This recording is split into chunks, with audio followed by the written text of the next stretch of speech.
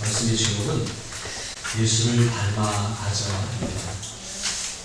오늘 3주째 예수님을 바라보자, 예수님을 따라가자, 그리고 오늘은 예수님을 닮아가자, 이렇게 말씀을 바라보고 있는데, 우리의 삶이 정말 세상을 바라보지 않고 예수님만 바라보는 그런 삶이 될 수 있기를 바랍니다.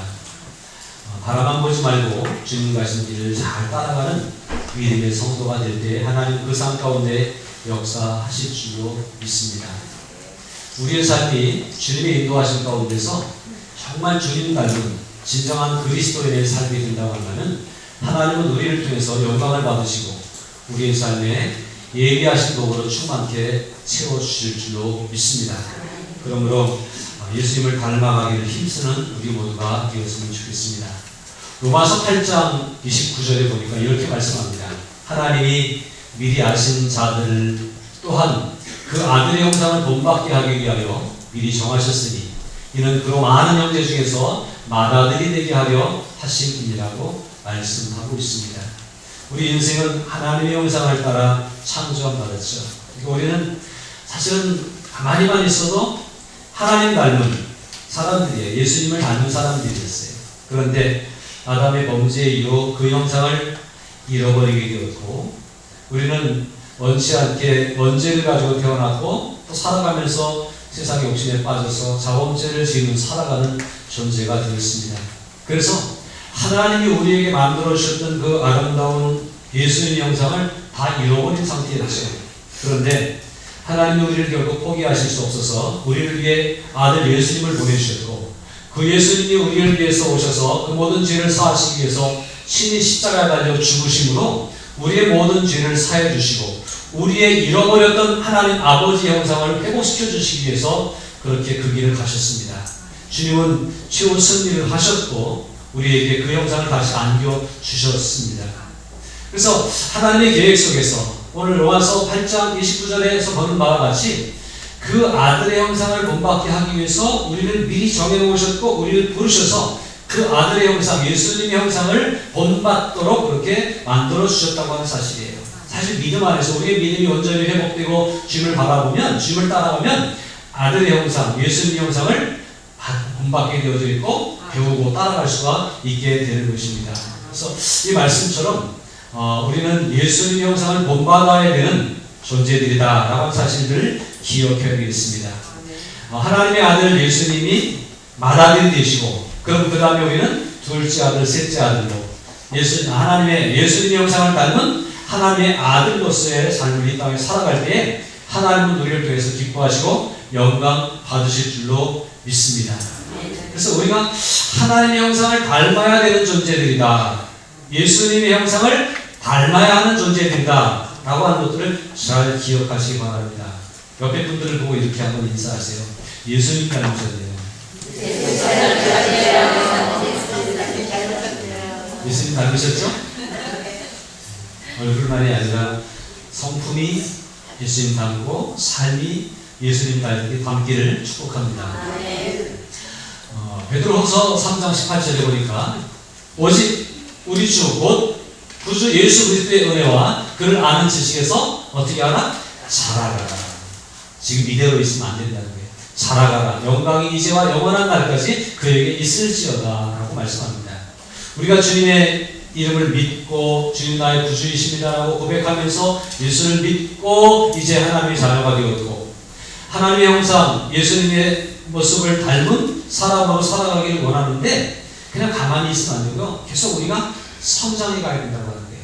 어린아이가 태어나면 자라나야 되는 것처럼 예수를 믿고 예수님의 이름으로 새 생명으로 탄생되었다면 우리의 믿음이, 우리의 삶이 예수님을 닮아가도록 자라가야 된다고 하는 사실입니다. 날마다 성장하고 성숙에 이르기까지 자라갈 수 있는 우리들이 되어야 되겠죠?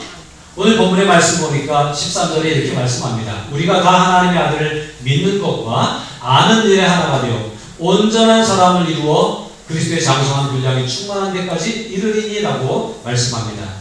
어떤 사람이 되어야 돼요? 우리가 자라서 성장해서 온전한 사람이 되어야 된다는 거예요.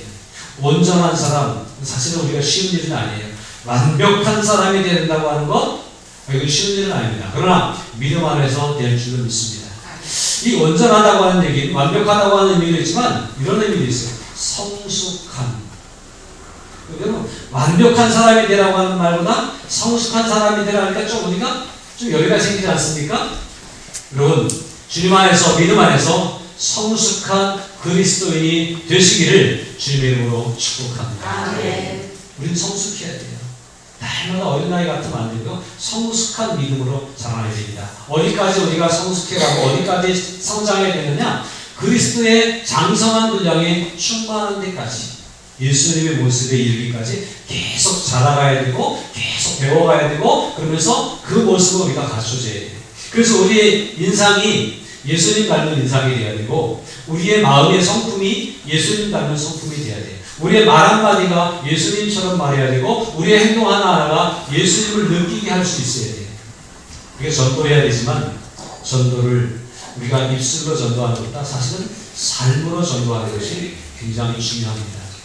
우리가 예수님 닮은 말을 하고 예수님 닮은 행동을 할 때에, 우리의 모습 속에서 사람들이 예수님을 발견할 때에, 그럴 때에 전도가 될 수 있게.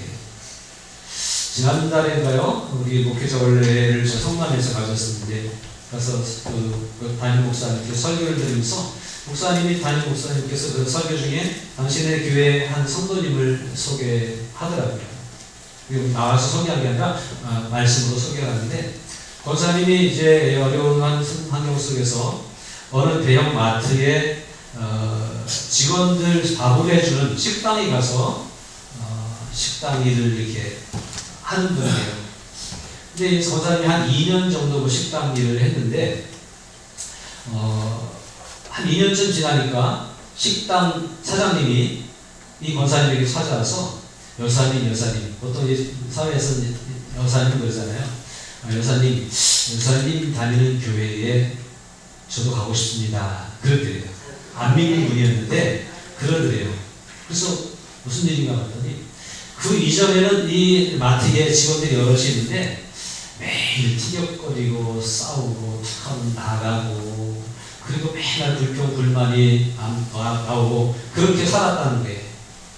그러니까 이 마트를 경영하는 대표자 입장에서도 직원들이 좀 화합하고 참 아름답게 이렇게 친목하면서 운영되면 참 좋을 텐데, 늘 불안한 거예요. 저 사람 또 언제 싸우고 나가려나, 저 사람 또 뭐 때문에 못한다고 그러려나, 그렇게 불안했는데, 이 권사님이 그 식당에 들어가서 직원들 밥을 해주면서부터 분위기가 바뀌었다는 거예요.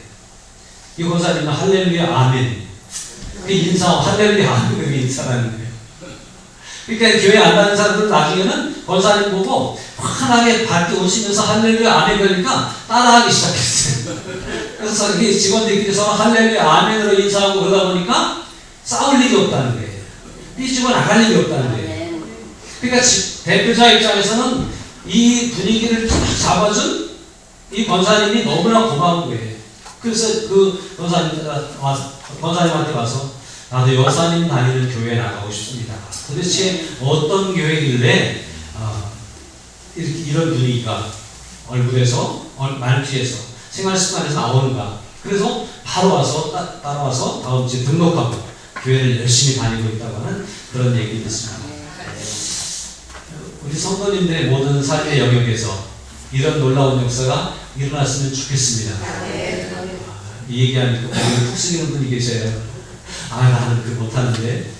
그러나 믿음 안에서 우리가 정말 예수님을 바라보고 예수님을 따라가고 예수님을 닮아가는 삶을 살아갈 때에 우리의 모습은 부족하지만 주님이 우리 속에서 나타나시고 역사하셔서 이런 복음의 역사를 일으켜 주실 줄로 믿습니다. 계속해서 그리스도의 장성한 분량에 이르기까지 성장하고 성숙할 수 있는 저와 여러분들의 삶이 되기를 바랍니다. 14절은 말씀합니다. 이는 우리가 이제부터 어린아이가 되지 아니하여 사람의 속임수와 간사한 유혹에 빠져 온갖 교훈의 풍조에 밀려 요동하지 않게 하려 함이라고 말씀하고 있습니다. 어린아이 같지 않고 성숙한 사람이 된다는 거예요. 13절에서 성숙한 사람, 온전한 사람이라고 하는 얘기는 성숙한 사람이라고 그랬죠. 그런데 그것은 왜 성숙해야 되냐? 맨날 어린아이 같으면 안 되기 때문에 그래요. 여러분, 예수 믿은 지, 교회 나온 지 이틀 되셨습니까? 2년쯤 되셨습니까? 어떤 분은 10년, 20년, 30년 되셨어요. 여기 앉아있는 학생들도 15년, 16년, 17년 됐어요. 제가 근데 가만히 생각해 봅니다. 10년만 예수 믿어도, 그래서 10년만 주일날 이렇게 나와서 예배를 드리고 해도 말씀을, 오늘 이렇게 듣는 이런 말씀을 1년에 50번 듣거든요. 52번 듣거든요. 10년이면 500번 듣는 거예요. 주일날만 예배를 참석해도.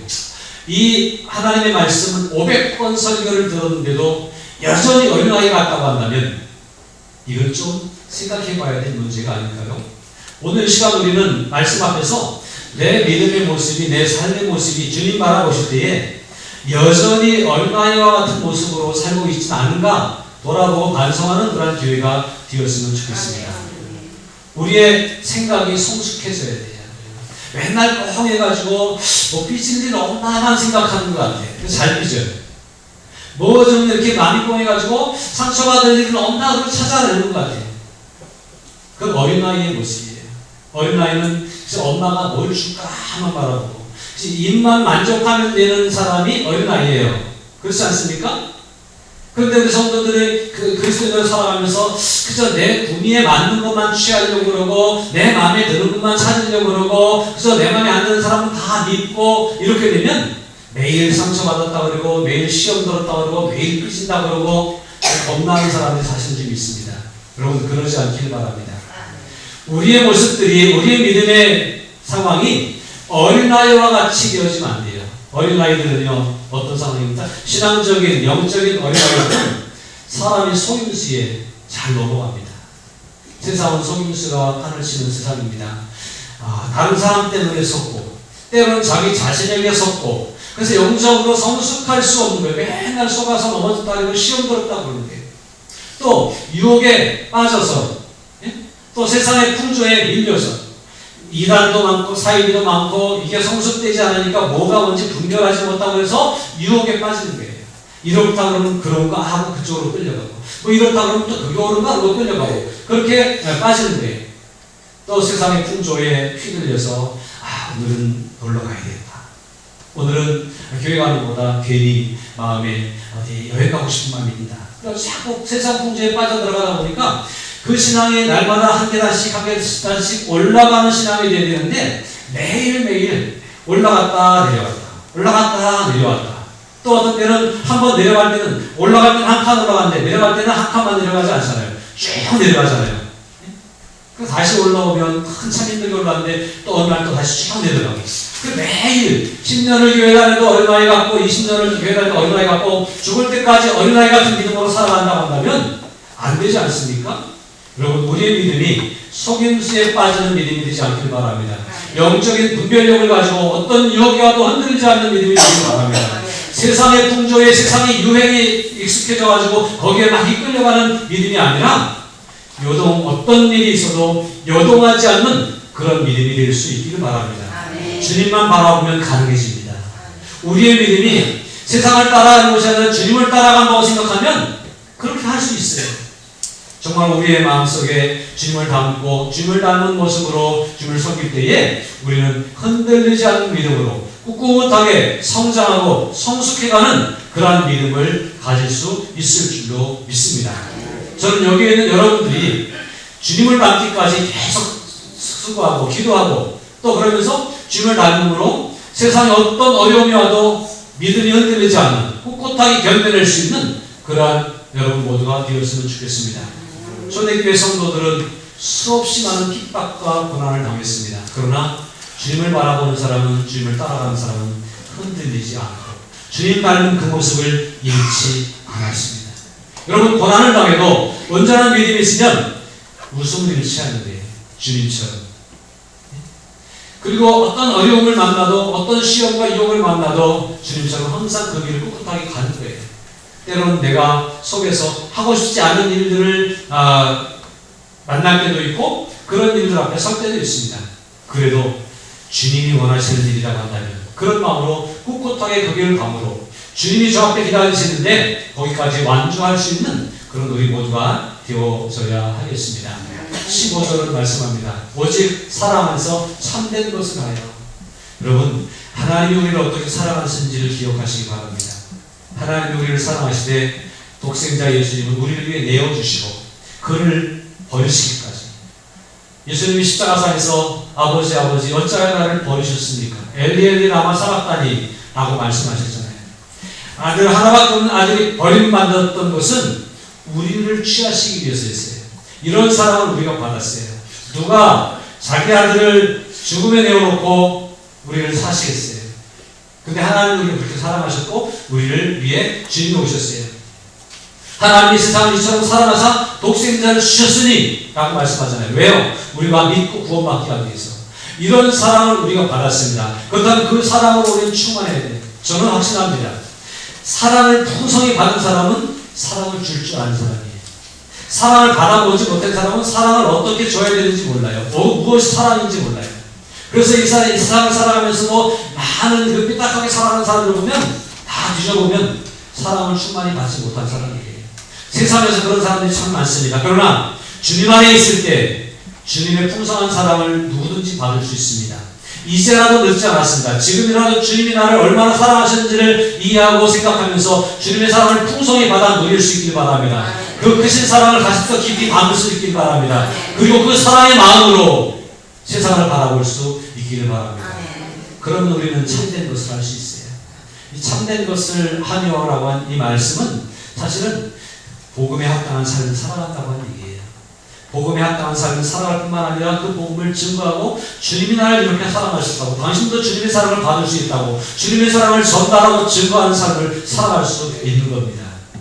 이렇게 그리스도의 사랑 안에서 그 사랑을 전하며 복음을 증거하는 삶을 살아가면서 범사에 그에게까지 자라날 수 있는 우리들의 믿음이 되어져야 됩니다. 날마다 나는 오늘 예수님 닮은 삶을 살았는가? 오늘 내 생각은 예수님처럼 생각했는가? 나는 오늘 예수님이 말씀하신 것처럼 말을 했는가? 하는 것들을 체크하면서 내 입술이 예수님 닮아갈 수 있도록, 내 마음이 예수님 닮아갈 수 있도록, 내 시선이 예수님 닮아갈 수 있도록, 내 모든 삶의 모습들이 예수님 닮아갈 수 있도록 계속 체크하면서 그에게까지 자라나도록 성장해가고 성숙해가는 그리스도인이 되어져야 되겠습니다. 주님이 우리들을 이렇게 하시기 위해서 부르신 거예요.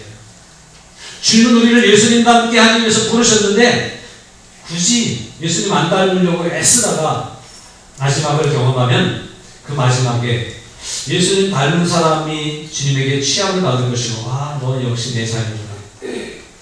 주님이 취하셨지만 예수님 안 닮으려고 애쓰며 삐지기 잘하고 시험 들기 잘하고 상처받기 잘하고 그러며 살았던 사람들이 그날에 삐지느라고 얼마나 힘들었냐, 상처받느라고 얼마나 힘들었냐 그렇게 말씀하시지 않고 그의 삶 가운데 예수님을 시인하는 모습이 없으므로 내가 그렇게 기회를 줬건만, 내가 너와 그렇게 함께 했건만 여전히 내 모습대로 내 모습대로 살아갔구나, 그러면서 내가 아무리 봐도 너를 기억하기 어렵구나 라고 말씀하실지도 모르겠습니다.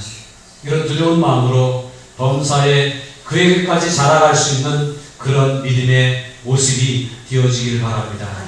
예수님을 닮아가십시다. 고린도전서 13장에 보니까 내가 어렸을 때는 말하는 것이 어린아이와 같고 깨닫는 것이 어린아이와 같고 생각하는 것이 어린아이와 같다가 장성한 사람이 되어서는 어린아이의 일을 버렸노라, 그렇게 말씀하고 있습니다. 여러분, 처음엔 모르니까 어린아이 같을 수 있어요. 그러나 이제 시간이 흐름에 따라서 경험이 넘쳐남에 따라서 어린아이의 일을 버려야 돼요. 말하는 것이 어린아이와 같으면 안 돼요. 우리의 말하는 것들이 어린아이 같이 말하지 말고 성숙한 사람답게, 진정한 그리스도인답게 말할 수 있길 바랍니다. 말씀을 듣고 깨닫는 것이 어린아이의 수준에서 깨닫는 게 아니라 내 기분과 내 감정의 수준에서 깨닫는 것이 아니라 하나님의 나라를 바라보는 수준에서 깨닫고 이해할 수 있기를 바랍니다. 그리고 우리의 생각의 폭이 넓어져서 어떻게 하면 하나님 기뻐하실까? 어떻게 하면 하나님의 나라 확장될까? 어떻게 하면 내가 하는 행동들을 통해서 저 사람을 행복하게 해주고 주님께로 인도할까? 이런 생각을 하며 살아갈 수 있는 그리스도인이 될 때에 우리는 장성한 사람이라고 말할 수 있는 거예요. 자신을 돌아볼 수 있기를 바랍니다. 나는 아직도 어린 나이에 있는가? 아니면 나는 장성한 사람답게 말하고 생각하고 그리고 깨닫고 살아가고 있는가 하는 것들을 이 시간 함께 돌아볼 수 있기를 바랍니다. 베드로전서 4장 11절 마지막 말씀을 보겠습니다. 만일 누가 말하려면 하나님의 말씀을 하는 것 같이 하고 누가 봉사하려면 하나님 공급하시는 힘으로 하는 것 같이 하라. 이는 범사의 예수 그리스도로 말미암아 하나님이 영광을 받으시게 하려 함이니 그의 영광과 권능이 세세에 무궁하도록 있느니라 말씀합니다. 여러분, 우리가 말하는 것들이, 우리가 섬기는 것들이 하나님이 함께 하시는 것처럼 해야 됩니다. 내 기분으로 말하거나 내 기분으로 봉사하거나 내 기분으로 무엇을 하면 내 공로를 세우려고 그럴 때가 있습니다. 결코 예수님 닮은 모습은 아닙니다. 빌립보서 2장에 보니까 너희 안에 이 마음을 품으라 곧 그리스도 예수의 마음이니 라고 말씀합니다. 그분은 하나님의 아들이시지만 영광받는 자리에 계시지 않고 다 내려놓고 내려와서 낮고 천한 모습으로 사람의 몸을 입고 오셨고 사람 중에서도 아주 천한 모습으로 태어나셨고 그리고 십자가를 져서 처참하게 죽으셨습니다. 이것이 아버지의 뜻을 이루기 위한 그러한 예수님의 모습이었습니다. 그 마음을 이해하고 그 마음을 품으라고 우리에게 가르쳐 주시고 있습니다. 우리의 말이 예수님 닮기를 원합니다. 우리의 깨닫는 것들이 예수님 닮아야 되겠고 우리가 생각하고 행동하는 것들이 예수님 닮아야 되겠습니다. 그래야 우리가 예수님을 닮아야 하나님이 우리를 통해서 영광을 받으신다는 거예요. 열심히 기도한다고 하나님 영광 받으시는 게 아니라 우리가 뭐 헌금을 많이 한다고 하나님 영광을 받으시는 게 아니라 우리가 봉사를 많이 하고 좋은 일 착한 일 많이 한다고 영광을 받으시는 게 아니라 우리의 삶이 우리의 생각과 우리의 입술과 우리의 모습들이 예수님 닮을 때 하나님이 영광을 받으신다. 우리를 자녀로 삼으신 것은 예수님 닮기 위해서 그 형상 닮게 하기 위해서 부르셨잖아요. 그러면 그 형상을 닮아가는 우리들을 보시면서 하나님 기뻐하시고 흐뭇해하시고 내가 이 사람 선택하기 잘했다. 내가 이 사람 부르길 잘했다. 그러면서 기뻐하시고 영광을 받으신다는 거예요.